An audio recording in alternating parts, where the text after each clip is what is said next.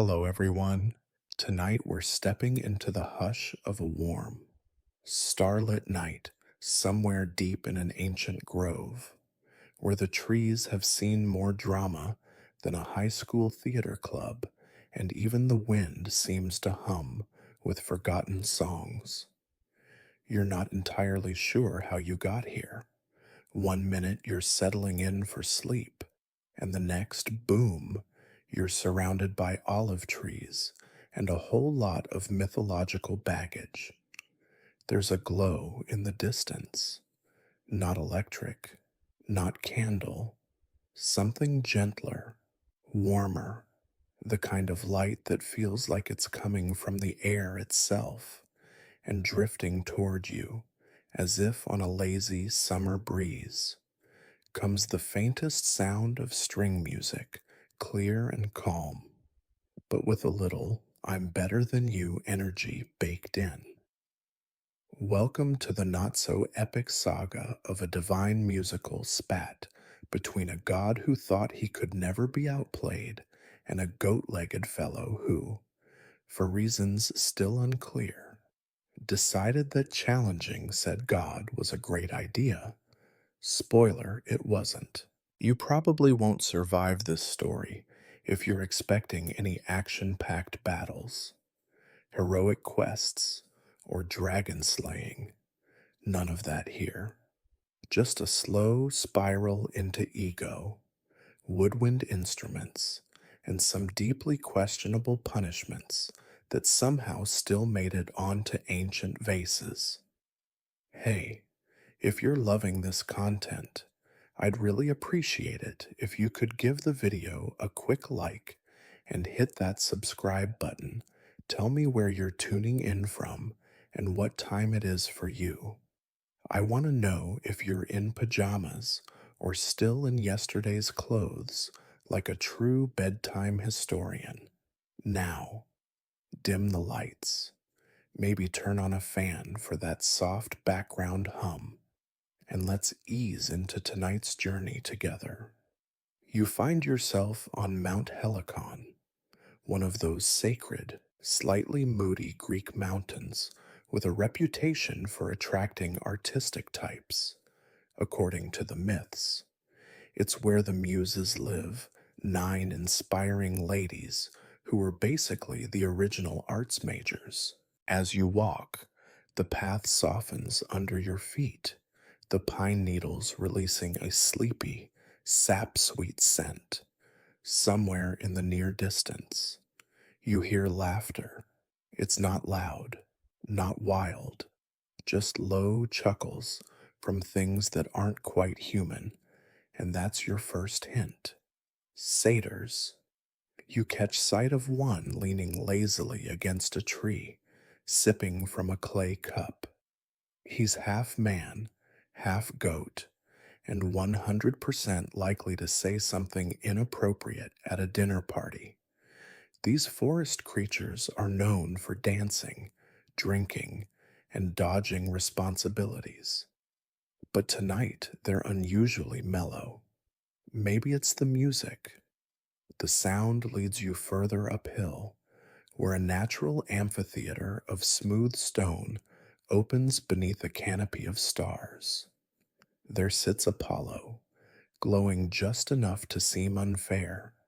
His skin shines like polished amber, and his golden hair falls in strands that manage to look tousled and styled. In his hands, a lyre strung with silver, nestled against his shoulder like an old friend. He plucks at it with a half smile, fully aware that everyone is watching.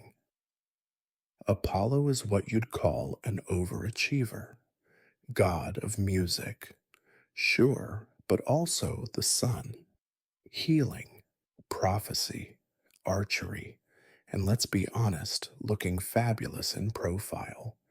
He's the kind of deity who would have been voted most likely to beam down judgment while tanning. But even perfect gods get bored. And when Apollo gets bored, he starts performing, not just for fun, no, no. He plays to remind everyone else that they will never sound this good. The music is haunting, even for you. It's somehow both bright and sleepy, full of notes that shimmer and pause just long enough to make you hold your breath. One satyr sniffles, another wipes a tear with a vine, a squirrel faints in what might be admiration or simply a nut allergy. But Apollo, he just smirks, as if to say, "Yes, I know, I'm incredible." This is where the seeds of the feud are planted, though no one knows it yet, not even you, padding barefoot among wild thyme and soft moss. But trust me, tonight's serene concert will eventually lead to one of the most avoidable and avoidably dramatic conflicts in mythology. Here's something to chew on while you sway to Apollo's melody. Historians still argue whether this myth is truly about music or something deeper, like divine pride or artistic freedom. Or maybe it's just an old warning to never enter a talent contest against someone with literal divine cheekbones. For now, you just watch. You take in the way the lyre's sound floats through the night air like mist. The god's fingers move like water, effortless, looping melody with melody until you start to lose track of time. The music doesn't command your attention, it invites it, then traps it gently, like a moth in honey. And the satyrs, they're starry eyed. You swear one just proposed a marriage to the lyre. This moment is calm, deceptively so, because the moment Apollo finishes and looks just a little too proud of himself, the forest shifts. There's a tension in the leaves, a rustling that sounds less like wind and more like someone rehearsing very aggressively on a flute. And somewhere in the trees, someone is listening, someone with hooves, someone who once picked up a flute that no one wanted and decided, perhaps foolishly, that he, too, could play. But we'll get there. For now, sit back, let the breeze carry Apollo's golden notes, let your eyes get heavy. You're in no rush. The drama's brewing, but very, very slowly. So you're still on Mount Helicon, in the cradle of the Muses, watching Apollo glow like he's just stepped off a divine runway, casually strumming the soundtrack of his own perfection. The satyrs are still lounging, half dazed, half impressed, and you're just beginning to notice how peaceful it all feels. But let's not get too cozy just yet, because while everyone's swooning over Apollo's impeccable lyre skills, you should probably get to know the god himself a little better.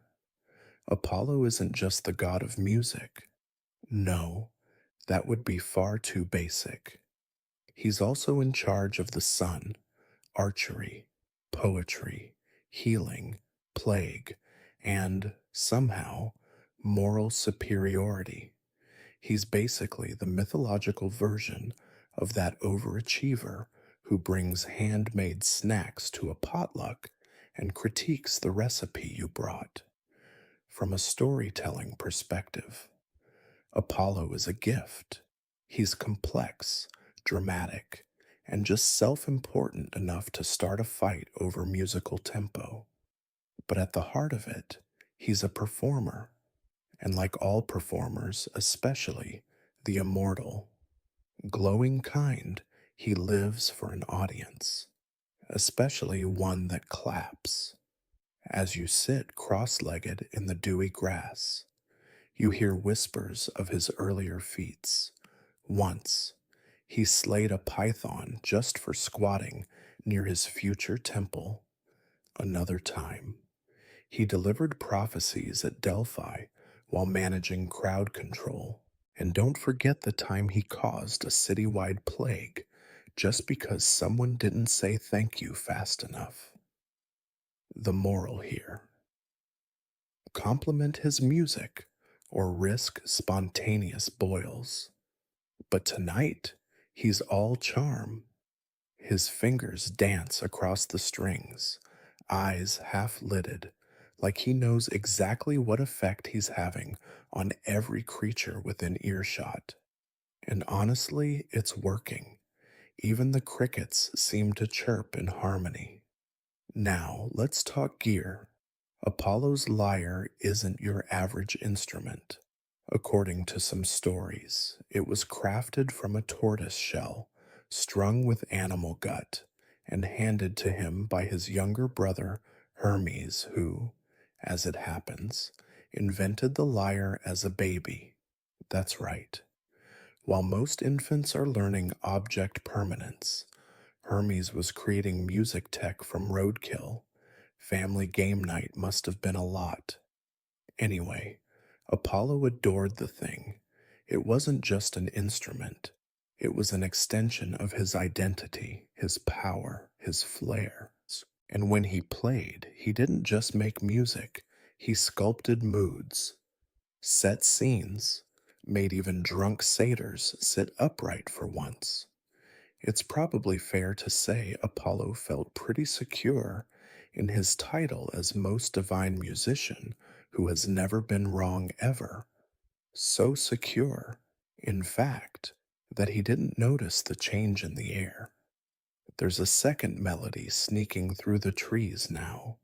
It's different, breathier, less polished, more bold, and there's something else. It's alive.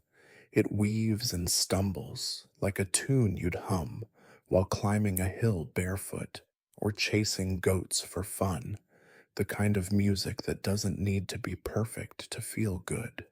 You tilt your head, curious, and just like that, the lyre's magic loses a little of its shine, which brings us to satyrs. Now, if Apollo is all glowing grace and divine legacy, satyrs are the opposite: wild, earthy, a little bit filthy, both literally and conversationally. They're half man, half goat, and all impulse. They live in forests, dance at inconvenient hours, and are never invited to formal events. Not because they're rude, but because they never leave. Among them tonight is one particular satyr with a wide grin and a battered flute. His name, Marcius. He doesn't glow, he doesn't shimmer, and his hair seems to defy both gravity and grooming. But his music, it cuts through the night like moonlight through smoke. Marcius is playing alone, half hidden behind a tree, not really performing so much as existing in tune. The melody coming from his flute is raw, improvised, like something the wind taught him when no one else was around. And while it might not have Apollo's polish, it has something the lyre lacks: mischief. You lean closer.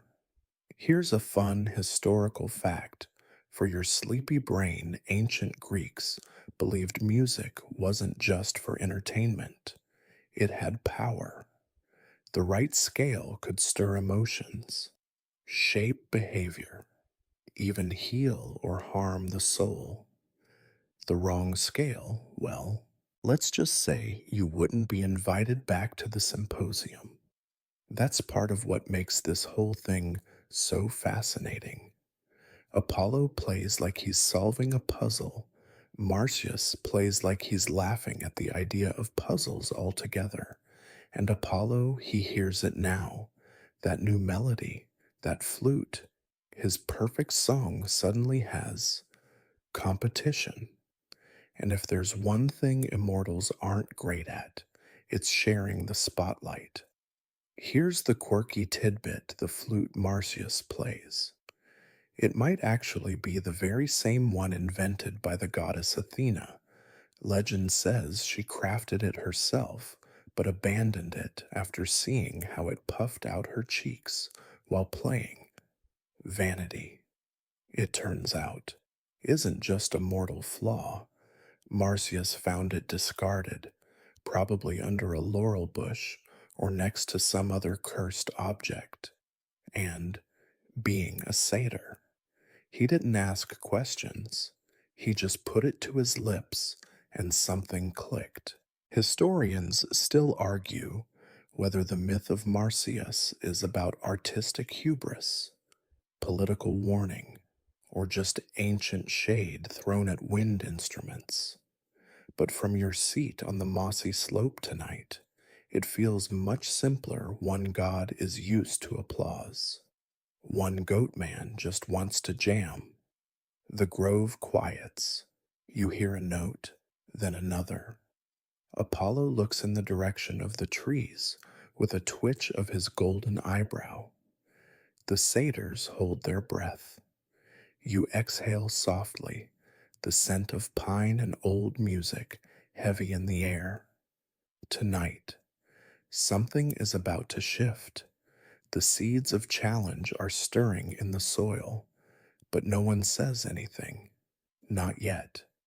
The music, for now, continues two styles, two egos, tangled across the moonlit hillside. The night lingers, heavy with the scent of crushed time and distant ego. Apollo has stopped playing now, not because he's tired, mind you, but because he's listening. Head cocked, lips pressed into a polite, dangerous smile. And there, off to the side of the grove, Marcius keeps playing like he has absolutely no idea he's just committed mythological heresy. You, meanwhile, are frozen somewhere between awe and concern, because this moment, this quiet little echo of melodies in the forest, it's about to snowball into the most low stakes, high drama musical duel history has ever remembered. Let's rewind just a little. The lyre, Apollo's instrument of choice, was seen as refined, intellectual, a symbol of order and balance. The flute, especially the aulos, which Marsyas plays, is wild. It's passionate. It makes your cheeks puff out like a startled squirrel. And in ancient Greek society, it wasn't always taken seriously, especially not by gods, who thought musical performance should come with a toga and a seating chart. So imagine Apollo's horror. Here he is, glowing in his curated golden aura, surrounded by admirers, and this satyr, this forest dwelling, wine soaked half creature is drawing attention with a woodwind. Worse people are into it.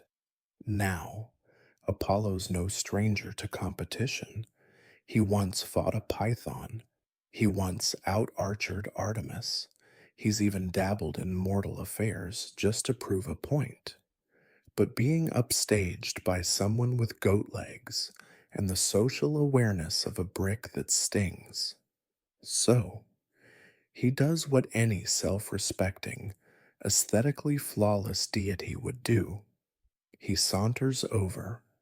You can hear his footsteps soft against the undergrowth, but each one humming with divine side eye. Marcius finally notices. He lowers the flute, a little too casually, like he's not currently being approached by a solar god with a history of creative punishments. Apollo stops just short of the satyr, tilts his head, and offers a smile so tight it could slice cheese. Lovely tune, he says. What scale was that? Marcius shrugs. Not sure. I was just feeling it. And that's it. That's the spark.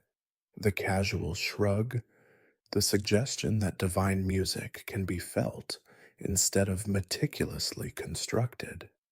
It hits Apollo like a sour note in a cathedral. The god smiles wider, the kind of smile that says, let's settle this the old fashioned way. A musical contest. You glance around the grove. The air shifts again. Even the insects seem to know what's coming. The satyrs begin whispering, some in excitement, others already preparing excuses to avoid being listed as witnesses later. Apollo straightens. If you're so confident in your little pipe, let's see how it compares to the lyre. Marsyas blinks. You want to compete? Apollo nods. One instrument against another. May the better musician win. To be fair, Marsyas probably should have declined, but that's not really in his DNA. Satyrs have two moods party, and why not? So he grins, flourishes his flute like a fork at a banquet, and says, all right, sunshine, you're on. This is where it starts. No dramatic lights, no thunderclaps, just two musicians in a forest, drawing a small crowd of nymphs, dryads, and woodland creatures who sense that something absurdly poetic is about to go down. And here's your mainstream historical fact, for the evening competitions like this weren't unheard of in ancient Greece. Festivals like the Pythian Games had music contests, judged by panels and rooted in sacred tradition. It wasn't just fun, it was a test of excellence, character, and sometimes who had the louder fan club. Back in the grove, the nymphs settle in. One is braiding vines into a Team Marsyas wreath. Another is already bored. The trees, ancient and uninterested in divine squabbles, simply sway. Now, the rules of the contest. Vague, undocumented, possibly made up on the spot by Apollo himself. But here's what's agreed: each will play. The audience will listen. The crowd decides who wins. Simple ish. Apollo insists on going second, naturally, because nothing says confidence like letting your opponent perform first so you can dazzle harder. Marsyas agrees with a shrug and steps forward, flute in hand. He closes his eyes, breathes, then he plays. The melody is unexpected. It dips and dances, weaving through the trees like something half remembered from a childhood dream. It's not polished, not refined, but it's alive, a bit messy, a bit raw, but deeply, unmistakably real. You can almost smell it: wet soil, fruit blossoms, distant laughter from another life. It's music that doesn't care about being liked. It just is. When he finishes, the grove is silent for a heartbeat. Then the satyrs whoop, a dryad claps, even a skeptical squirrel nods. Marsyas steps back, cheeks pink from effort, clearly pleased with himself. Then Apollo steps forward, and suddenly the whole forest shifts. Where Marsyas's music felt wild, Apollo's is calculated, grand. Each note rings like crystal, soaring through the leaves, making the stars themselves seem to shimmer in rhythm. It's precise, controlled, beautiful in a way that feels almost cold. The crowd listens, enthralled, awed, intimidated. Apollo finishes. No bow, no flourish, just an arched brow and a look that says, top that. Marsyas swallows. The gods and creatures glance around, unsure. Was it a tie? Did one outplay the other? Do you risk offending Apollo by being honest? Historians still argue whether this moment was fair or if it was doomed from the start. Some say the flute and lyre weren't meant to compete, like comparing jazz hands to calligraphy. Others suggest this was less a contest and more a warning: don't challenge those with temples and thunder privileges. Either way, the first round is done, but it won't be the last.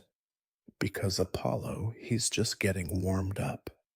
You're still seated in the grove, the air heavy with the lingering vibrations of Apollo's last note. The kind of note that doesn't just fade, it sits in your bones for a while, like a smug house guest who knows they'll be invited back whether you want them to or not.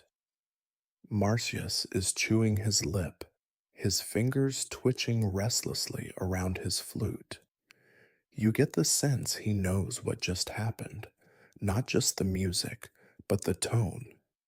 Apollo didn't just play a melody, he gave a performance so precise, so polished, that it might as well have come with footnotes and a marble bust. But you have to give Marcius credit. He doesn't run.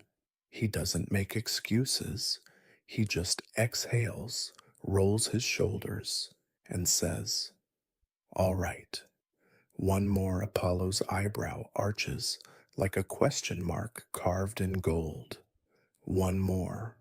Now the contest shifts into a second round.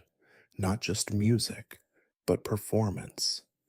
And if you're wondering who came up with the new rules, well, so is everyone else.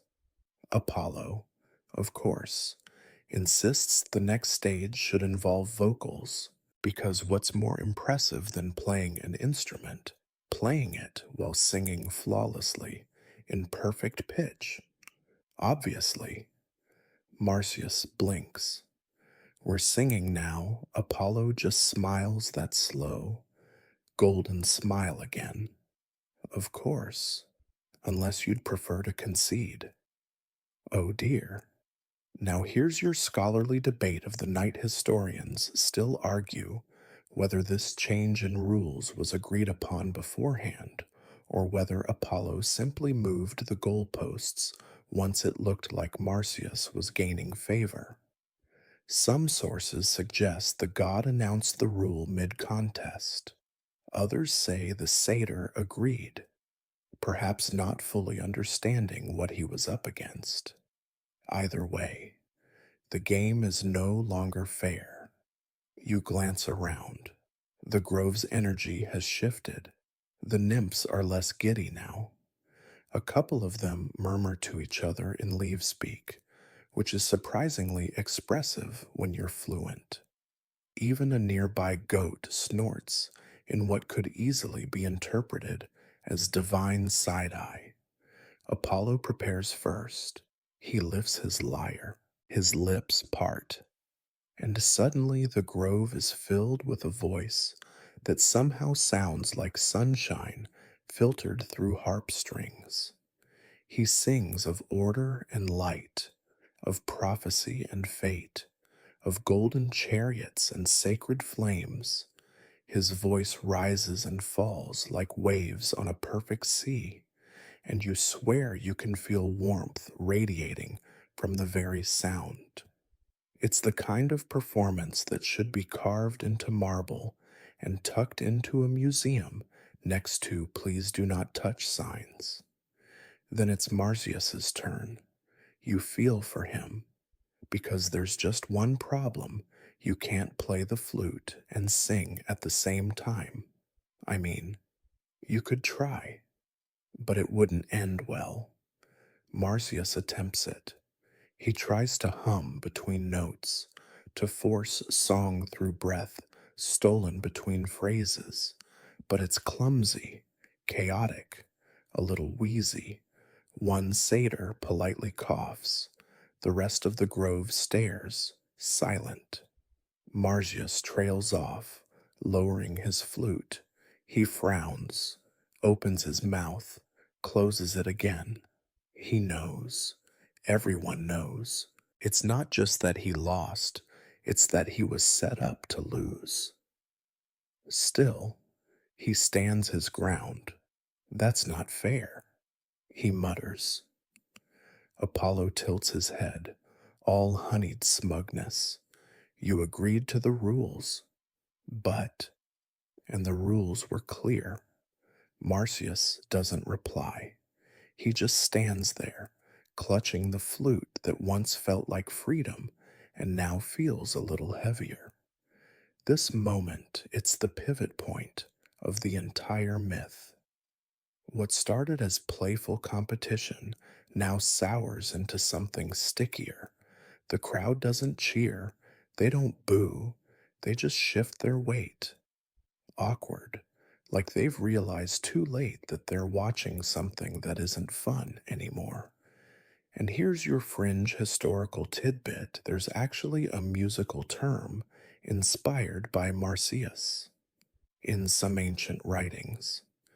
The Marcian mode refers to wild, untamed melodies, the kind you play when rules feel like suggestions and inspiration smells like wood smoke. It never made it into official doctrine, but it lived on in whispers, in taverns, in fields, in the hearts of people who just wanted to play what they felt. Back in the grove, Apollo steps forward, no longer content with simply winning. He now radiates that specific kind of divine energy that says, I am deeply insulted that you ever thought this was a competition. He lifts his lyre again, not to play, but to declare, I won. Marcius swallows hard. I know, but the god isn't finished. He lifts a hand, the air stills, and here's where it gets, well, weird. Because if this were just a story about music, it would end here. A loss, a sulk, maybe a sad flute solo in a lonely forest glade.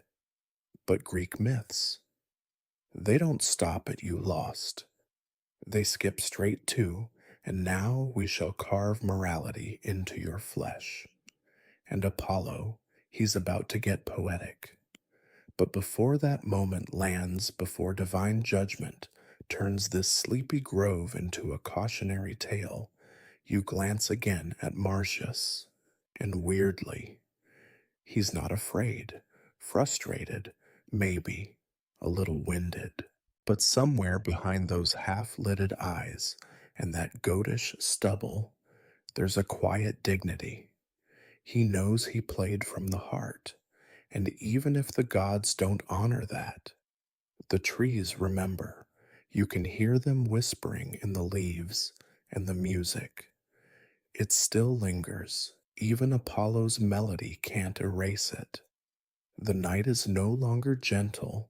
It's still quiet, painfully so, but now the silence feels different, heavier, charged, as though the forest itself is holding its breath. You can almost feel the trees leaning in, their gnarled limbs tense with anticipation, or maybe hesitation, because while Apollo smiles, it's not the charming, golden boy grin from earlier. This one is tighter, sharper, the kind of smile that carries a message. Don't forget who I am.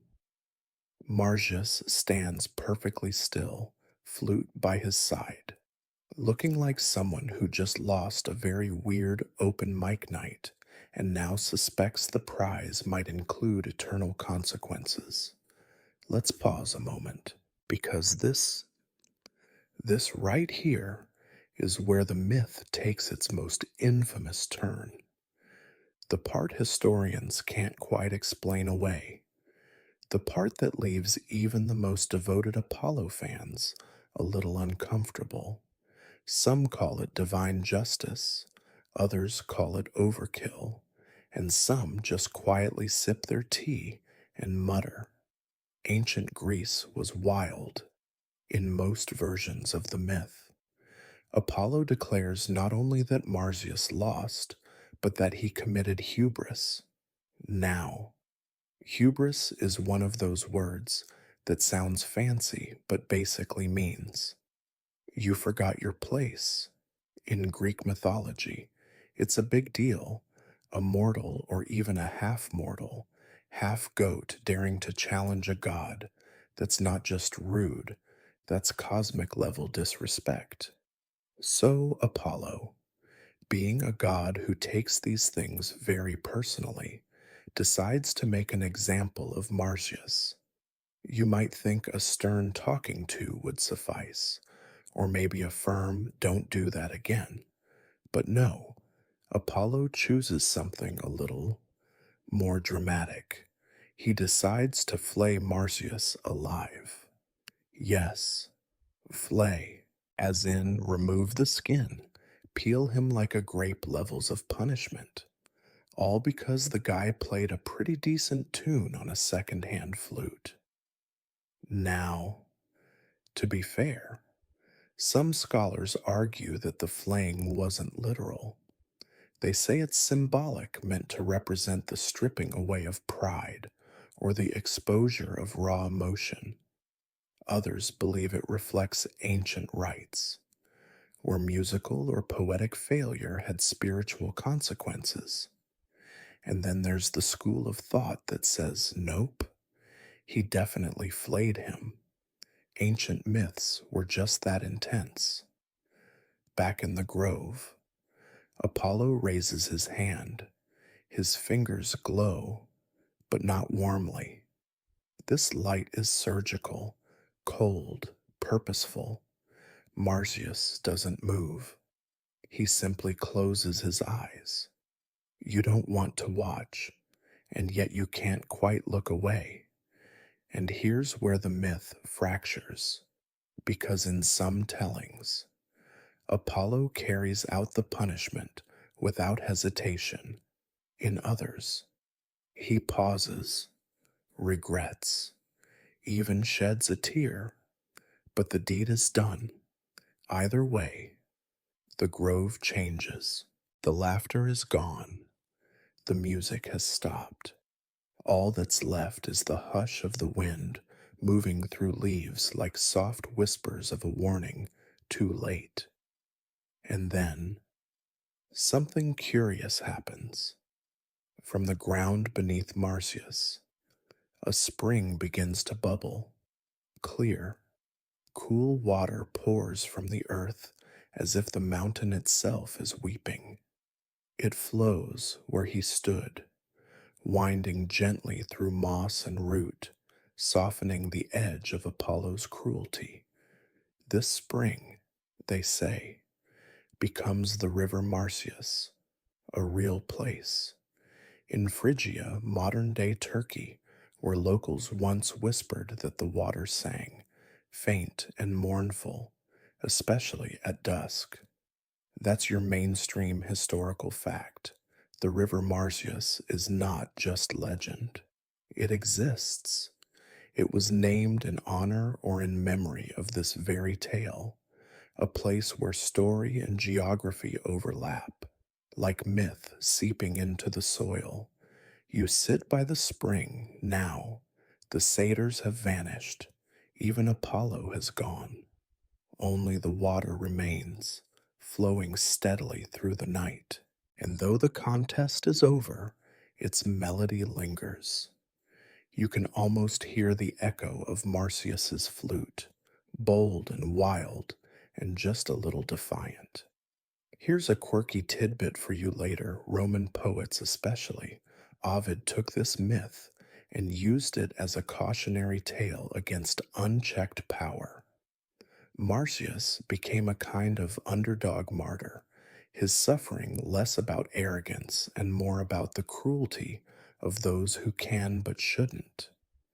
Historians still argue whether Marsyas was meant to be pitied or punished, whether the story was a warning to mortals or a critique of divine pride. And honestly, the ambiguity is part of what makes it stick in the brain. Because Marsyas wasn't evil, He was curious, bold, maybe a little full of himself. Sure, but who among us hasn't overestimated our karaoke skills at some point? You reach into the spring, fingers grazing its surface. The water is cool, calming. It carries no judgment, no punishment, just memory. And as you sit there, breathing in the forest's damp, fragrant stillness, something settles in you, a kind of quiet. Maybe, in the end, the story of Marcius isn't really about losing. Maybe it's about the fact that he played it all, that he dared to share his music, even knowing who he stood beside, and that courage that lingers far longer than any applause. The spring murmurs softly beside you, threading its way through roots and moss, like it's been doing this forever, which, in mythological time, it probably has. A little stream born from the grief of a satyr who played his heart out.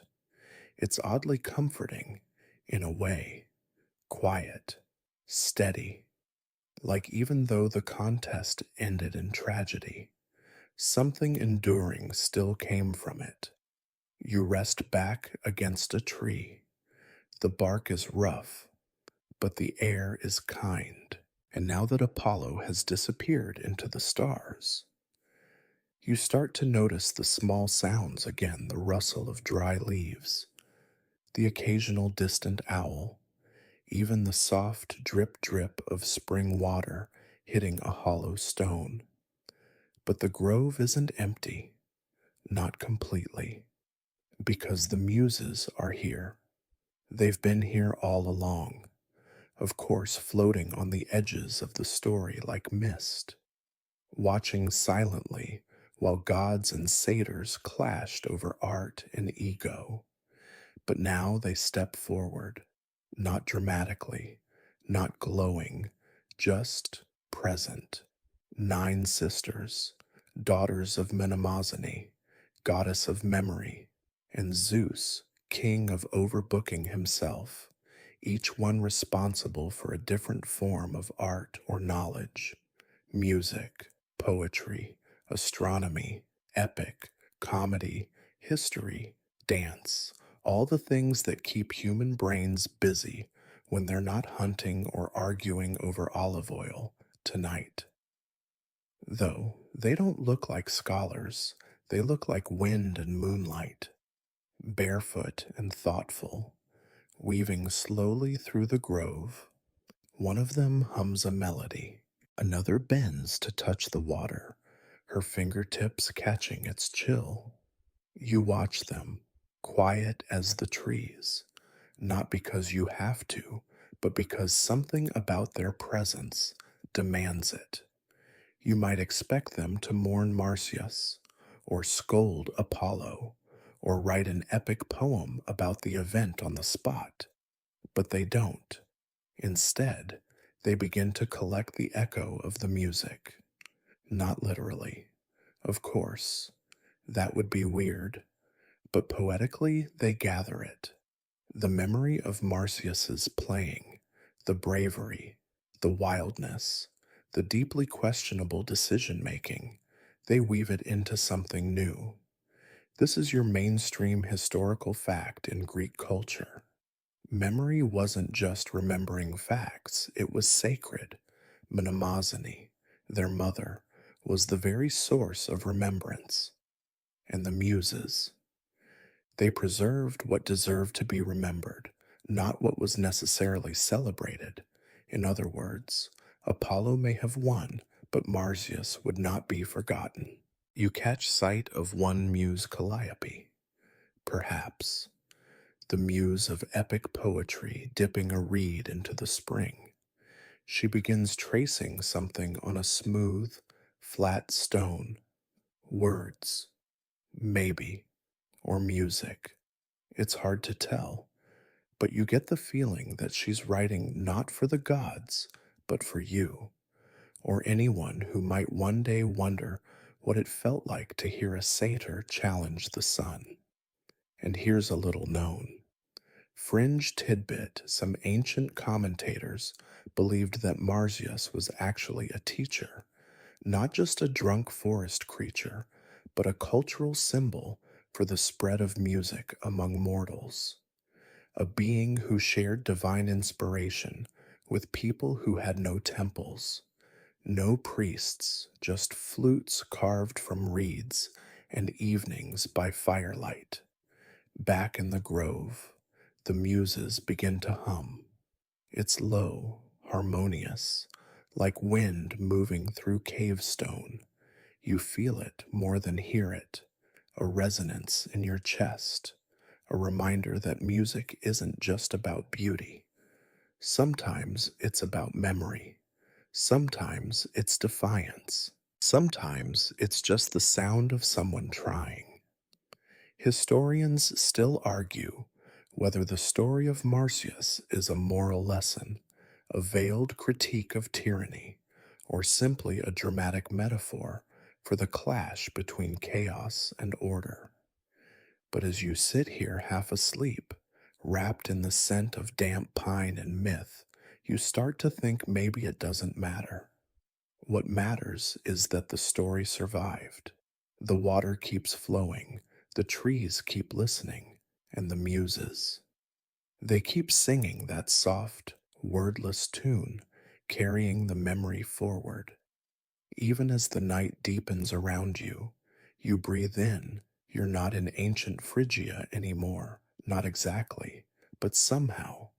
The story has found its way to you anyway. Through time, through tellings, through the hush of a late night narration you didn't expect to need quite this much.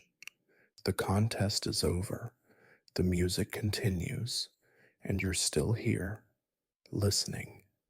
The moon hangs low now, a soft silver crescent that drapes the grove in a gentle glow. The air feels cooler, a quiet shift, as if the night itself is settling in for rest. You stretch out against the mossy earth, feeling the pulse of the spring beside you, a steady, soothing rhythm that seems to sync with your heartbeat. It's hard to believe that just moments ago. The atmosphere was thick with tension and the sharp edge of divine conflict. But myths, like music, have a way of bending time. You recall how the story began with innocent competition, a simple challenge of skill between Marsyas and Apollo. The satyr, proud and bold, wielding his flute like a badge of honor. Apollo, the radiant god of light and art, strumming his lyre with effortless grace. There's a bitter sweetness in that memory, like a lullaby that ends before you're ready. Now, as you close your eyes briefly, the scene shifts. You find yourself walking through an ancient village, not far from the grove. It's bustling, but in a slow, steady way, not the frantic chaos of a city, but the measured rhythms of daily life. Merchants call softly, children laugh, and the smell of fresh bread mingles with the crisp scent of pine. This is Phrygia, the land of Marsyas, a place where myth and reality intertwine, where music is more than entertainment, it's a language, a connection to the divine, a way to make sense of the world. Here's a mainstream historical fact. Phrygia was a real kingdom in what is now modern Turkey, famous in antiquity for its distinctive music and art. Its people were known for their reverence of nature and their intricate rituals honoring gods and spirits. Music, especially, was central not just in celebrations, but in everyday life. You wander past a group of villagers gathered around a fire where a musician is playing a flute carved from reed. The notes are simple, haunting, The music carries stories of gods and mortals, of triumph and loss, of the thin line between pride and humility. It reminds you of Marsyas, but not the satyr punished by Apollo. The musician Marsyas, the one who inspired songs, who taught others to play, who kept alive the wild, untamed spirit of the forest. There's a quirky little detail here. Some scholars suggest that the flute Marsyas played was the aulos, a double reeded instrument that ancient Greeks often associated with Dionysus, the god of wine and revelry. This connection hints at a deeper symbolism music as both sacred and wild, disciplined yet free. Historians still debate whether Marsyas's story was a caution against defying the gods or a celebration of mortal creativity challenging divine authority. The duality makes the myth endlessly fascinating. As you stroll further, you pass a modest shrine dedicated to Apollo. It's simple but well tended, adorned with laurel leaves and offerings of honey and wine. The contrast between the shrine and the rough hewn village around it speaks volumes about the coexistence of order and chaos, light and shadow. In this ancient world, you find yourself drawn to the music again, the steady pulse of the flute blending with the soft whisper of the breeze. And as you listen, you realize something important. The story of Apollo and Marsyas isn't just about competition or punishment. It's about the power of mythic to connect us to gods, to each other, and to the world around us. It's about daring to play, even when the odds are against you, even when the music isn't perfect, even when you might lose, because sometimes the act of making sound is its own kind of victory. You breathe deeply, feeling the night air fill your lungs. The grove, the spring, the village, all of it fades gently, like the last notes of a song carried away on the wind. And you're left with the quiet, comforting thought that somewhere, in the heart of myth and memory, Marsyas's flute still plays. The cool night air wraps around you like a soft blanket as you settle deeper into the grove's embrace. The spring's gentle babble is now a distant lullaby, carrying you between waking and dreaming. Somewhere beyond the trees, a nightingale's song flutters through the darkness, a delicate, fluttering melody that seems perfectly timed to this quiet moment. You find yourself reflecting on Apollo's lyre, its strings shimmering like strands of sunlight, casting a golden glow in the dim light. The lyre isn't just any instrument. It's said to have been crafted by Hermes himself, gifted to Apollo in exchange for the cunning god's famous winged sandals. It's a divine instrument, symbolizing order, harmony, and the power of reason. But here's a curious fact. The lyre's music was also believed to tame wild beasts and soothe restless souls. Imagine that the ability to quiet even the most savage heart with a few well placed notes. Historians still argue whether the lyre's association with Apollo was primarily about art or power. Was it a symbol of cultural refinement or a divine tool of control? Either way, it's clear that music wasn't just entertainment in ancient Greece. It was a force woven into the fabric of the cosmos. In contrast, Marsyas's flute represents something more untamed. The flute's breathy, raw sound evokes the wilderness, the forests, the rivers, the wild revelry of satyrs and nymphs.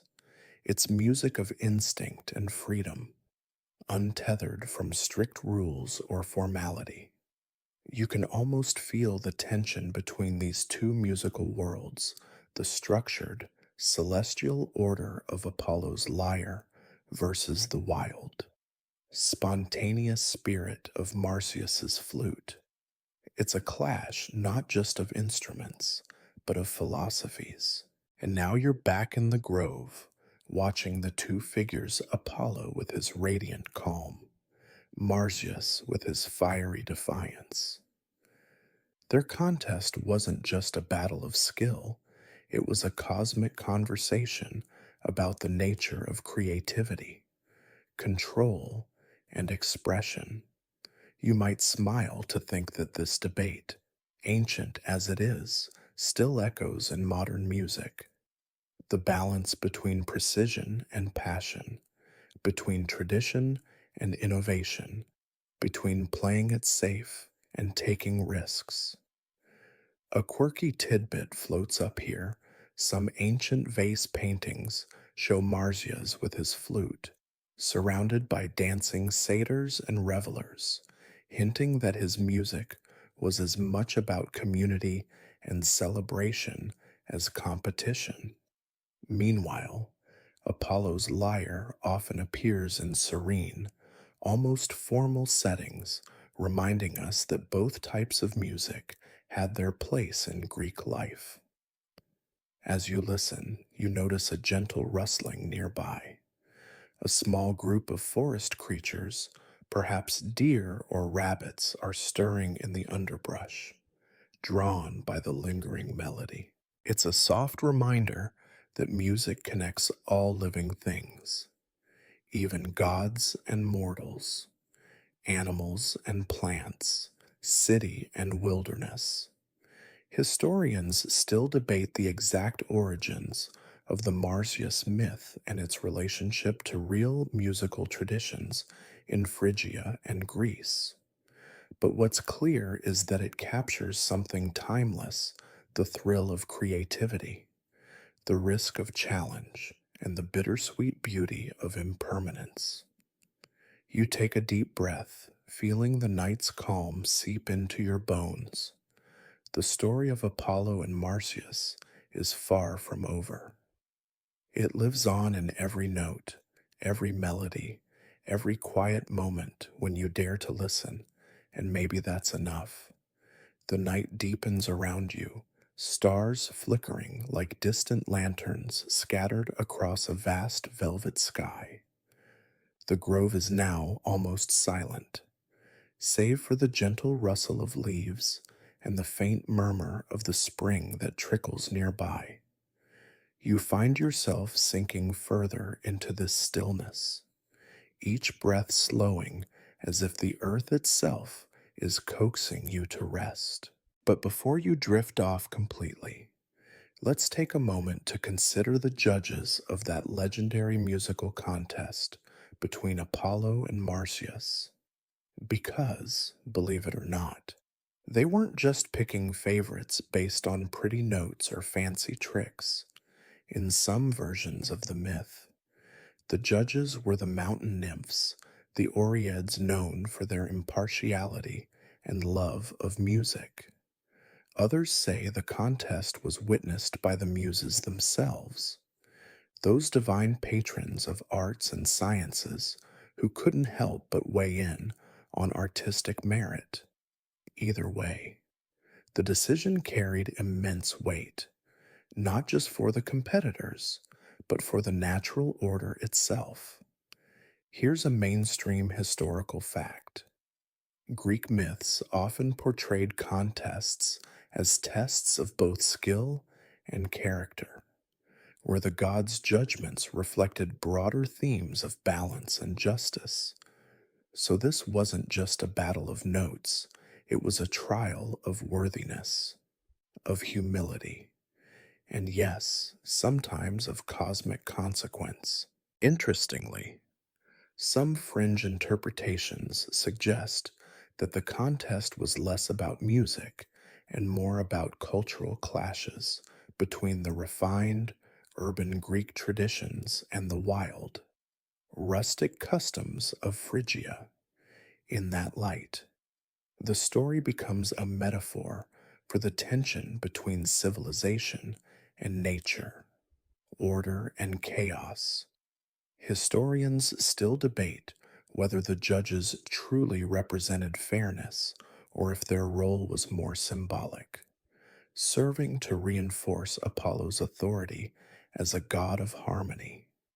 After all, divine contests were never just about the competitors, they were about reinforcing the status quo in subtle or not so subtle ways. You picture the judges' now stern faces illuminated by flickering torchlight, ears attuned to every note, their expressions unreadable. Did they hesitate? Did they waver, or were they as certain as the sun's rise that Apollo would win? And what about Marsyas? Did he look to them for mercy, or did he stand proud, accepting whatever fate awaited him? A quirky detail here: ancient artists often depicted Marsyas tied to a tree, his skin peeled back like a ribbon, yet his face calm or even defiant. It's a striking image that suggests resilience in the face of overwhelming power, a theme that has inspired countless poets and painters through the ages. As you sit in the quiet, you realize this myth, like all good stories, holds many layers. It's about music and myth, yes, but also about judgment, courage, and the delicate dance between creation and consequence. You let your eyes close briefly, the grove's sounds blending into a soft hum, like the distant echo of a lyre string vibrating in the night. And as you drift closer to sleep, you carry with you the memory of those judges, their silent verdict, and the echo of a melody that dared to challenge the sun itself. The stars twinkle softly above you, casting a silvery glow that filters through the leaves like gentle whispers. The grove feels like a place suspended between worlds where time slows, and stories stretch out their limbs to rest beside you. You can almost hear the faint resonance of Apollo's lyre still vibrating in the night air, mixing with the distant murmur of the spring and the occasional rustle of a nocturnal creature. Let's shift focus now to the aftermath of the contest, the part that's less often sung, but no less important. After Apollo's victory, Marsyas faced a fate that has been described in many ways, but always with a gentle touch here. As promised, the satyr was bound to a tree, and the price of his audacity was paid in a way that symbolized transformation rather than mere punishment. There's a fascinating mainstream historical fact here in many ancient myths. Physical suffering often represents spiritual or symbolic change. Rather than focusing on the gruesome, these stories offer allegories about learning, humility, or the consequences of challenging divine order. The Marsyas myth fits neatly into this tradition.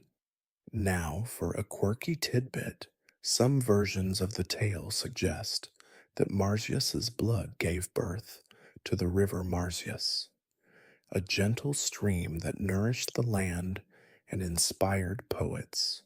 So, in a way, his story didn't end with loss, but flowed onward, becoming part of the landscape itself. Historians still argue about how this myth reflects real cultural attitudes towards hubris and creativity. Was Marsyas's fate a warning against overreaching, or a tribute to the rebellious spirit that pushes boundaries. The ambiguity keeps the story alive and breathing, inviting each listener to find their own meaning. You imagine the quiet aftermath, the grove settling back into its natural rhythm, the leaves whispering soft condolences, the night sky watching patiently.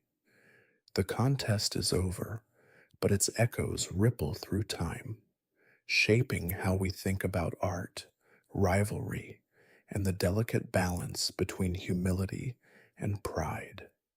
And perhaps, as you rest here, the story invites you to reflect on your own creative struggles, the moments when you dared to play a new tune, even if the outcome was uncertain, the times you risked being heard, knowing that not everyone would cheer. It's a comforting thought that the gods and satyrs of myth aren't so different from us after all. The night deepens further, and the grove's soft sounds lull you closer to sleep, wrapping you in the gentle embrace of ancient stories told with quiet respect and a touch of humor.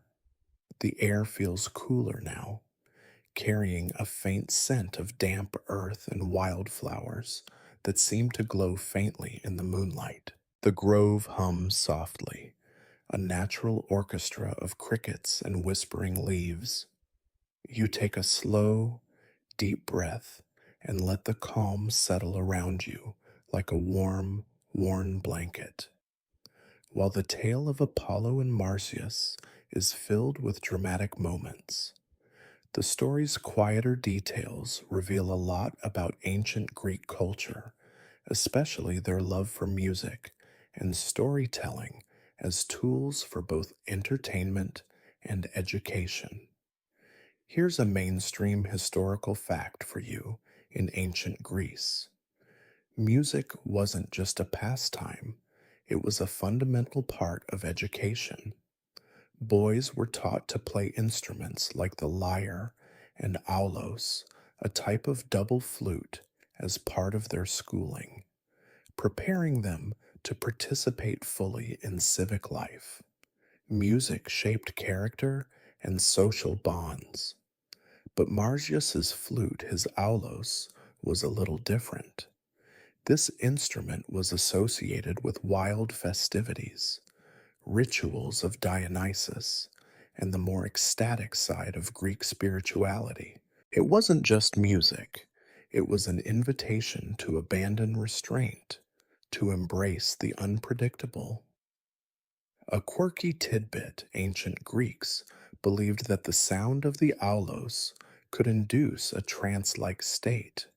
Some even used it in healing rituals, believing that music could mend both body and soul. Maybe Marsyas's music was more than just a challenge, it was a form of ancient therapy. Historians still debate whether Marsyas was viewed as a villain, a victim, or a kind of folk hero. Some say he represents the spirit of the common people, challenging the elite and the gods themselves. Others see him as a warning about pride. Either way, the story's rich symbolism invites many interpretations.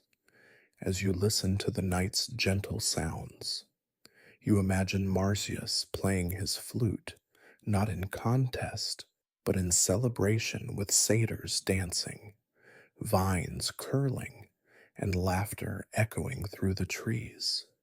It's a scene full of life and joy, a reminder that music's power isn't just in perfection, but in expression. The grove holds this energy quietly, as if waiting for you to carry it forward. You stretch and settle back, eyes closing softly, feeling the rhythm of the night sync with your own heartbeat. The story continues, but for now, you rest within its soothing cadence. The night deepens, and the grove seems to breathe with you slow, steady, peaceful. The soft rustle of leaves overhead forms a gentle backdrop to your thoughts as the myth drifts like a slow moving river, carrying you further into the story's quieter depths. You might wonder about the role of music in Greek religious ceremonies, especially those linked to Apollo. The god wasn't only a musician, he was also associated with prophecy and healing, often invoked during festivals with music and dance. The lyre's sound was believed to bring harmony not just to people, but to the very universe. Here's a mainstream historical fact: the Pythian Games, held every 4 years in Delphi, included musical contests to honor Apollo. Musicians competed with their lyres, hoping to win favor and prestige. These games were second only to the Olympics in importance, blending athleticism, art, and devotion. But what about Marsyas? His flute playing was tied more to Dionysian rites, wild, ecstatic, and sometimes chaotic celebrations that contrasted with Apollo's ordered elegance. This contrast shows how ancient Greeks embraced both order and wildness in their spiritual lives. A quirky detail is that the aulos, Marsyas's instrument, was often played with both hands and sometimes accompanied by dancers who mimicked the movements of the music. It was a multi-sensory experience meant to engage body and soul together. Historians still debate the precise origins of these musical traditions and how much they influenced each other. Was the myth of Marsyas and Apollo a way to explain or legitimize cultural tensions between different Greek regions or rituals? The lines remain blurred, but the story itself is a bridge between worlds. You imagine standing among the spectators at the Pythian Games, the air thick with anticipation, the crowd hushed as Apollo's golden lyre fills the amphitheater. Then, a sudden shift as Marsyas raises his flute, wild and raw, and the contest begins anew. Your eyelids grow heavy, the music weaving a hypnotic thread that pulls you gently toward rest. The tale is far from over, but your mind begins to wander peacefully, floating on the currents of myth and melody. The soft murmur of the grove blends with your steady breath, the night wrapping you in its quiet comfort. As you settle deeper into the story, you notice how the myth of Apollo and Marsyas isn't just about gods or music. It's about something more human and timeless: rivalry, ambition, and the search for meaning. Consider Apollo's role beyond the lyre. He's often seen as the god of light and truth, bringing clarity and reason to the world. His music represents structure, logic, and the harmonies that keep chaos at bay. This idea isn't just poetic ancient Greek philosophy, often linked Apollo with order and reason.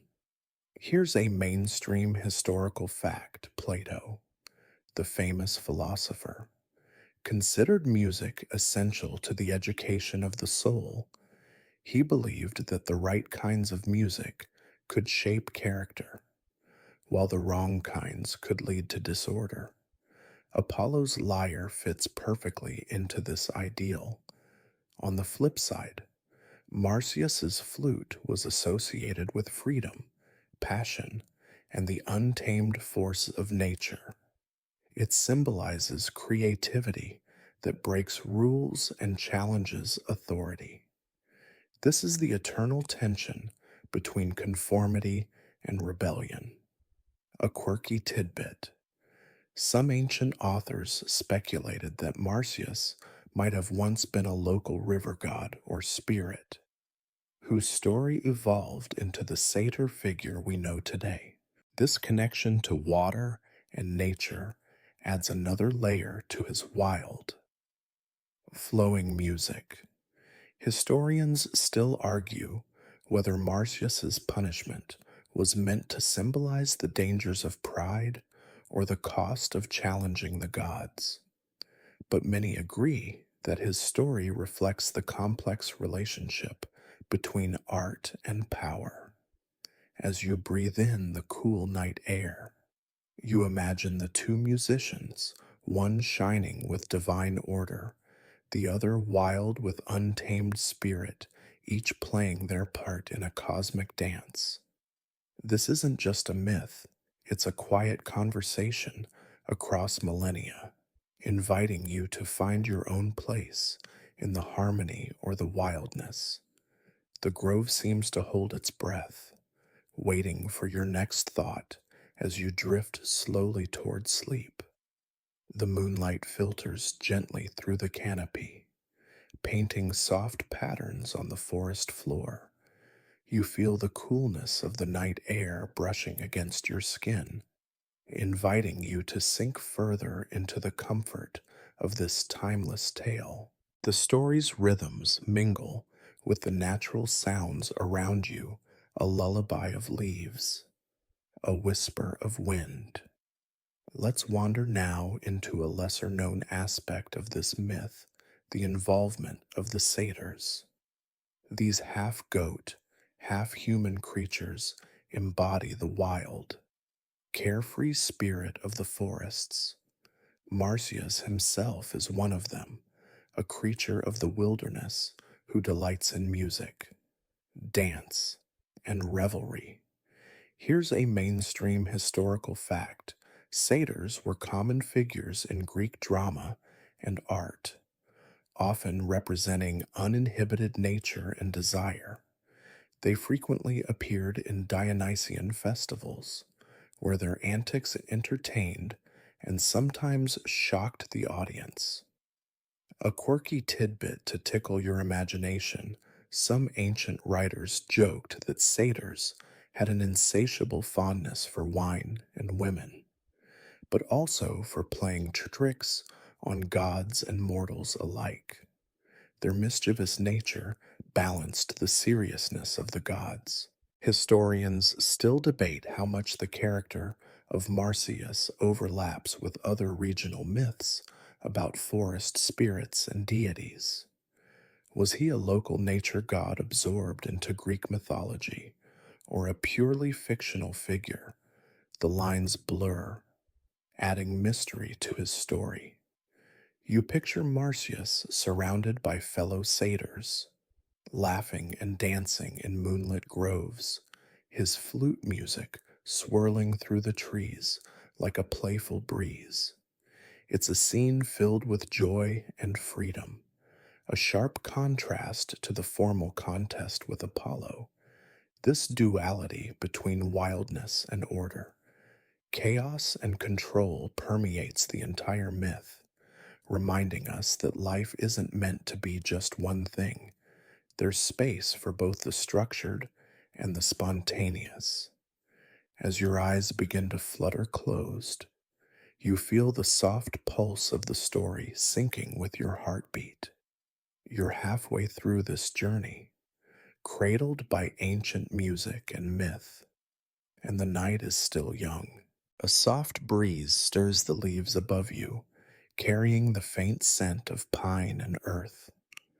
The night air feels cool and calming, as if the very forest around you is settling down to rest alongside you.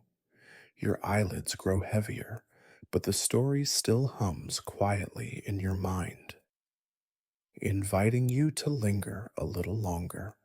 Now, let's turn to Apollo's lyre, a delicate instrument that embodies more than just beautiful sound. Crafted by the god Hermes from a tortoise shell, the lyre was said to hold the power to soothe, inspire, and even control wild beasts. Apollo's mastery of it symbolizes divine harmony and the civilizing power of art. Here's a mainstream historical fact: the lyre was a staple of Greek music and education, seen as a symbol of culture and refinement. Musicians who played it were often respected members of society, their art considered a vital thread in the fabric of civilization. A quirky detail: some scholars believe the lyre's strings may have been made from sheep gut, which sounds a bit odd until you remember that gut strings actually produce a warm, rich tone beloved by musicians for centuries. It's the ancient equivalent of a cozy, hand knit sweater for your ears. Historians still argue about how closely the lyre's design matched real instruments from the time. Was it more like a modern harp or closer to a small guitar? The evidence is sketchy, but the instrument's symbolism remains clear. Imagine Apollo strumming those strings with effortless grace, the melody flowing like sunlight through leaves, calming even the most restless souls. His music wasn't just for show, it was a force that shaped the world's order.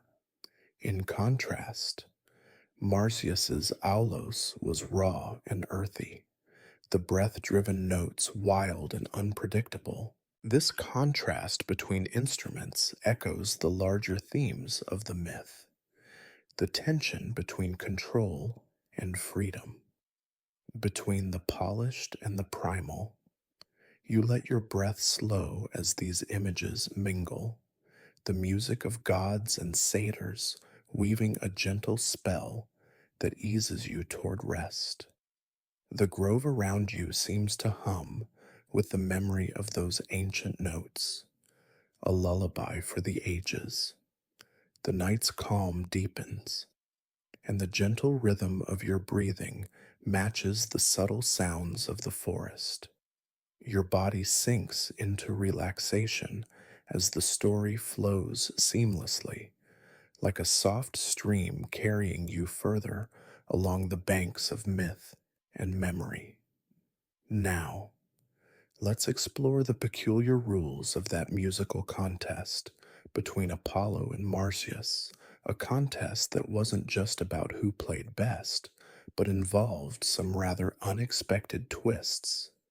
After each contestant performed, the judges declared Apollo the winner, but Marsyas, stubborn as a satyr, wasn't ready to concede. He suggested they up the stakes with a new challenge: to play their instruments upside down. Apollo, confident and clever, accepted.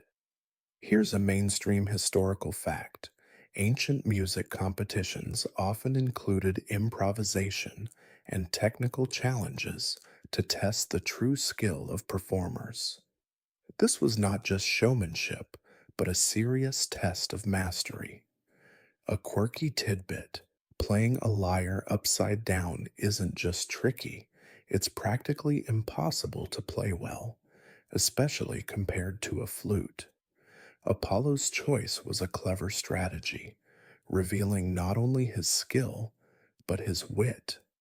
Historians still argue whether this part of the myth was a later addition to explain Marsyas's defeat, or a symbolic nod to the superiority of Apollo's structured artistry over Marsyas's wild freedom. The debate reflects the larger tension in Greek culture between order and chaos. You can almost hear the crowd's murmurs as Apollo effortlessly flips his lyre, the strings still singing clear and true, while Marsyas struggles to keep a note. It's a quiet lesson in adaptability and the power of cleverness. As you feel your body relax more deeply, the story's soft humor and gentle pacing work like a lullaby, carrying you closer to peaceful sleep. The myth, with all its layers and lessons, wraps around you like a cozy blanket woven from ancient melodies. And somewhere in the quiet night, the music plays on. The forest night is a quilt of shadows and moonbeams, your senses softening with every slow breath. The quiet hum of insects and the distant call of an owl blend with the lingering echoes of Apollo's lyre and Marsyas's flute, a melody of myth weaving through the cool air. Let's pause to consider the judges in this contest. The Muses, daughters of Zeus, who preside over arts and inspiration. Their role wasn't just to decide who played better, but to embody the divine authority that sets the rules of creativity and order. Here's a mainstream historical fact. The Muses were central figures in Greek culture, inspiring poets, musicians, and artists. Festivals in their honor often featured competitions similar to this one, blending religious ritual with cultural celebration. A quirky tidbit: some ancient sources describe the Muses as having very particular tastes. One might favor poetry, another dance, and another music. This specialization sometimes caused friendly rivalries even among them. Much like the contest we're exploring, historians still debate the symbolism behind the Muses' judgment. Were they impartial arbiters of talent, or representatives of an ideal that favored Apollo's refined style over Marsyas's wild abandon? This question remains open, adding depth to their mysterious role. You imagine the Muses seated gracefully on a marble bench, their expression serene but watchful, nodding slowly as the music unfolds. Their presence elevates the contest from a simple duel to a cosmic performance with far reaching consequences. As you feel your muscles loosen and your mind drift, the story's gentle rhythm lulls you further into calm. The interplay of divine judgment and mortal daring becomes a metaphor for balance in your own life. The night carries on, quiet and steady, cradling you as you near the edge of dreams. The night wraps around you like a velvet cloak, thick with the scent of pine and the soft sounds of nocturnal life. You feel your breathing slow, syncing with the gentle pulse of the forest. The story flows onward, calm and unhurried, like a warm river beneath the moonlight. Now, let's step back and think about the deeper meaning behind Apollo's victory.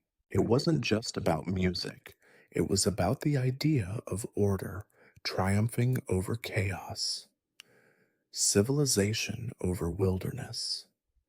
This theme echoes throughout many ancient myths and reflects core values of Greek society. Here's a mainstream historical fact: ancient Greeks prized moderation and balance, a concept known as sophrosyne. Apollo personified this ideal, embodying harmony, reason, and self control qualities they believed essential for a flourishing society. A quirky tidbit: some scholars suggest that Marsyas represents the untamed, natural world full of vitality but also unpredictability. His defeat is seen as a metaphor for how civilization tames nature, sometimes harshly, but always with a goal of maintaining balance. Historians still argue whether this myth supports or critiques that civilizing process. Was it a straightforward endorsement of order, or a subtle reminder of what's lost when wildness is suppressed. The layers of interpretation keep the story fresh and relevant. You picture the night forest again, where wild creatures roam freely, but within an invisible boundary set by the gods. Marcius's music is the voice of that wildness, beautiful but dangerous if unchecked. Your eyes grow heavy, and the grove's soft sounds weave through your mind like a gentle melody. The myth's quiet tension dissolves into the calm of the night, inviting you to drift peacefully into rest. The contest has ended, but its echoes linger softly, a lullaby from long ago. The gentle night embraces you, each breath drawing in the cool, fragrant air of the forest. You feel the slow, rhythmic pulse of ancient stories unfolding, carrying you effortlessly toward a place where time seems to stretch and soften. Let's now turn to the aftermath of the contest, a moment less often told, but rich with quiet meaning. After his defeat, Marcius faced a grim fate, but the story's telling varies in tone and detail, revealing much about ancient attitudes toward hubris and punishment. Here's a mainstream historical fact in Greek mythology. Punishments from the gods often served as moral lessons, cautioning mortals and immortals against overstepping their bounds or disrespecting divine order. A quirky tidbit: some versions suggest that the river near which Marsyas was flayed was said to have turned red with his blood, a poetic image that ancient poets used to explain natural phenomena like red clay or river sediment. Historians still debate how much this story reflects real cultural anxieties about limits and transgression. Was Marsyas a symbol of dangerous pride, or a tragic figure crushed by rigid authority? The ambiguity invites reflection rather than simple judgment. You picture the quiet riverbank, bathed in soft twilight, where the last notes of Marsyas's flute seem to hang in the air like a sigh. It's a somber, yet oddly peaceful scene where nature and myth intertwine. As your body grows heavier and your mind softens, you feel the myth's lessons wash over you, gently reminders of balance, respect, and the fragile line between courage and recklessness. The night is deep now, a blanket of stars above, and the music of gods and mortals alike hums softly in your ears. The forest hush deepens as your thoughts drift like leaves on a slow moving stream. Your body is warm and relaxed, and the story unfolds gently, carrying you toward a soft landing in dreamland. Let's linger a moment on Apollo's complex character. Though often seen as a calm god of order and reason, he also had a fierce side, protecting his honor with intensity that could feel harsh to us today. Here's a mainstream historical fact: Apollo was worshipped widely throughout the Greek world, with many temples dedicated to him, such as the famous one at Delphi, considered the center of the world by ancient Greeks. A quirky detail: Apollo was also the god of plague and healing, two very different sides of the same coin, showing how ancient gods often held contrasting roles that reflected human complexity. Historians still argue about the dual nature of gods like Apollo. Were these contradictions meant to mirror the human experience, or were they storytelling tools to keep gods relatable yet awe inspiring You picture Apollo standing tall, golden lyre in hand, his calm gaze suddenly fierce as he faces Marsyas, not just in music, but in pride and power. The quiet woods around you seem to hold their breath as you breathe slowly and deeply. You feel the story's steady pulse slow, just like your heart, lulling you closer to that hazy border where stories and dreams meet. The myth, like the night itself, is layered soft and fierce, wild and ordered, a perfect companion to your quiet rest. The night stretches gently around you, a soft cocoon of shadow and quiet. You feel your muscles loosen, your mind floating effortlessly, carried on the whisper of the myth's melody. Now, let's explore how this story of Apollo and Marsyas influenced later art and culture, a thread that weaves through centuries, subtly shaping ideas about music, competition, and creativity. Here's a mainstream historical fact.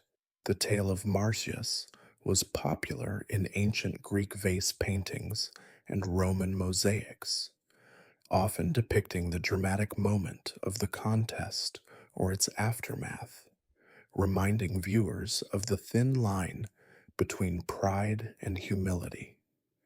A quirky tidbit, Renaissance artists like Titian and Caravaggio reimagined Marsyas's story with intense emotion, exploring themes of suffering and divine justice, showing how myths can be timeless sources of inspiration. Historians still argue about how these artistic portrayals reflect contemporary attitudes toward authority and rebellion. Were they celebrating Apollo's order or sympathizing with Marsyas's tragic spirit? You imagine walking through a quiet museum gallery, bathed in soft light, where the frozen faces and scenes whisper tales from long ago, inviting you to pause and listen closely. As your eyelids grow heavier, the story's gentle flow continues to soothe, a quiet bridge between past and present, myth and reality. The night's embrace deepens, and the music fades softly into your dreams. The night's gentle silence wraps you like a warm shawl, the soft pulse of the story mingling with the quiet rustling of leaves. Your body feels heavy and calm, sinking slowly deeper into rest. Now, imagine how the ancient Greeks might have experienced this myth not just as a story, but as part of their daily life, woven into festivals, music, and conversation. Here's a mainstream historical fact. Musical competitions were common at religious festivals like the Pythian Games, held in Apollo's honor at Delphi, featuring contests that included poetry, music, and athleticism. A quirky tidbit: some ancient festival goers reportedly used music as a form of social bonding, and occasionally, playful rivalry could escalate into heated arguments or comical mishaps, making the contests lively affairs. Historians still argue how seriously the Greeks took these competitions. Were they mainly spiritual ceremonies? Or did they also serve as early forms of entertainment and social networking? The lines between sacred and secular blur. You picture yourself as a festival spectator, the warm sun on your skin, the excited chatter of the crowd mixing with distant lyres and flutes, the promise of competition buzzing in the air. As your breathing deepens, the vivid scene fades softly into the quiet calm of night. your mind drifting like a leaf on a slow stream. The story carries you gently onward, the music of myth and memory soothing your journey toward sleep. The night air grows cooler, wrapping around you like a soft, familiar blanket. The slow unfolding of the story feels like a gentle rocking, calming and steady, inviting your thoughts to wander softly. Let's delve into the symbolism behind the instruments themselves, the lyre and the aulos, and what they represented in ancient Greek culture beyond mere music. Here's a mainstream historical fact: the lyre was closely associated with Apollo and symbolized order, education, and the civilized arts, while the aulos, often linked to Dionysus, represented ecstatic worship, emotion, and the untamed. A quirky tidbit: the aulos was sometimes played with two pipes simultaneously, producing a haunting, droning sound that ancient Greeks found both mesmerizing and unsettling, like the musical equivalent of a restless spirit. Historians still debate how these instruments reflected broader cultural tensions between reason and passion, control and abandon, highlighting the delicate balance Greeks sought in their lives. You imagine the soft glow of a candlelit room where a musician plucks the lyre's strings gently, then switches to the aulos's wild, breathy tones, a musical conversation between order and chaos. Your eyelids grow heavier with each note imagined. The dual voices of these ancient instruments weaving a lullaby of contrasts, soothing your mind and body alike. The myth's melodies fade gently into the peaceful darkness, a perfect lullaby for drifting off. The quiet of the night deepens around you, a gentle hush that softens the edges of the day. Your breathing slows, matching the steady, unhurried rhythm of the story as it moves gently forward. Now, consider how the setting of the myth, a wooded mountain region, adds its own quiet magic to the tale. Places like Mount Parnassus were sacred and mysterious, the perfect backdrop for stories of gods and mortals. Here's a mainstream historical fact: Mount Parnassus was closely linked to Apollo and the Muses and was a celebrated site for poetry, music, and prophecy, inspiring countless works in ancient Greek culture. A quirky tidbit: ancient pilgrims visiting Mount Parnassus sometimes carried small tokens or offerings shaped like musical instruments, hoping to gain favor or inspiration from the gods. Historians still debate how much of the myth's geography reflects actual locations and how much is symbolic, a blend of real places and imagined sacred spaces. You picture yourself wandering a quiet path among ancient trees, soft moss underfoot, the distant murmur of a mountain stream blending with the faint sound of a flute on the breeze. The peaceful landscape surrounds you, inviting your mind to drift gently, carried by the calm pulse of the natural world and the timeless story unfolding. Your eyelids close softly, and the night embraces you with the warmth of stories old as time.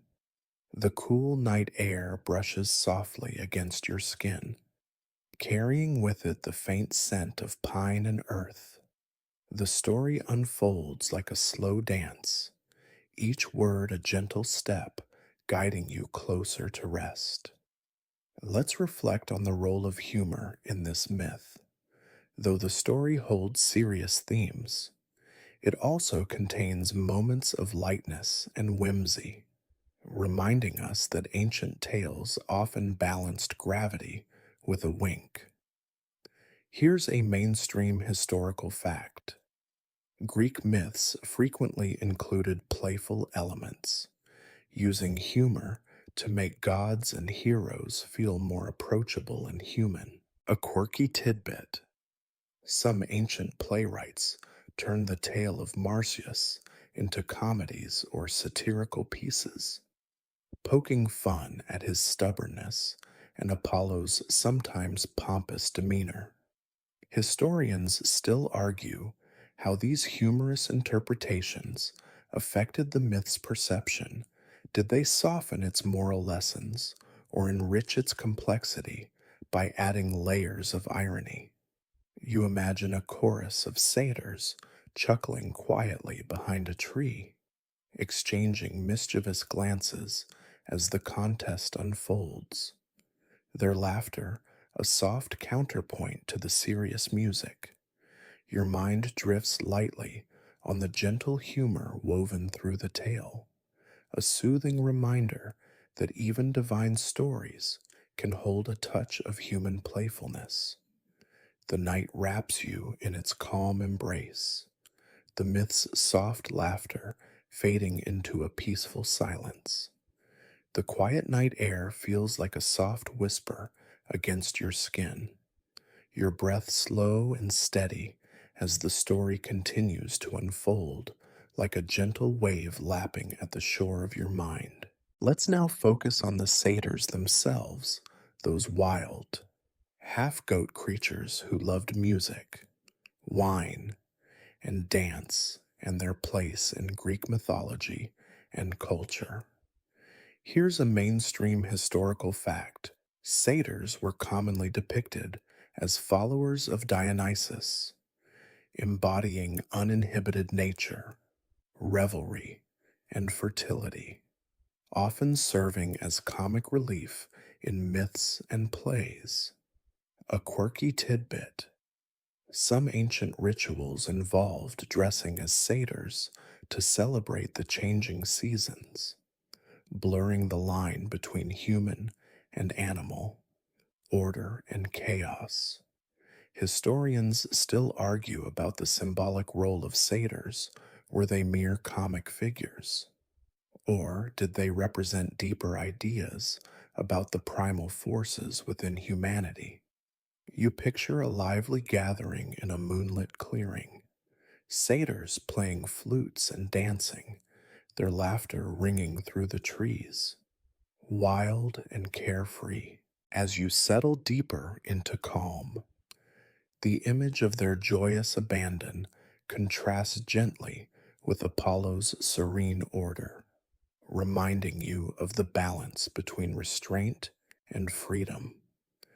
The myth's soft cadence slows, guiding you tenderly toward peaceful rest.